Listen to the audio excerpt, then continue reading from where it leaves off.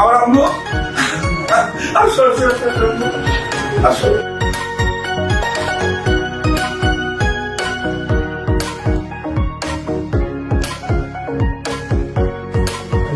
আজকে এই সময় এখানে কে মা বলো আম্মু ওকে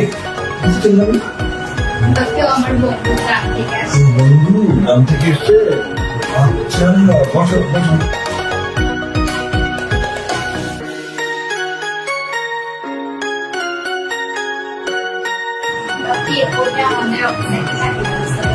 চাকরি আচ্ছা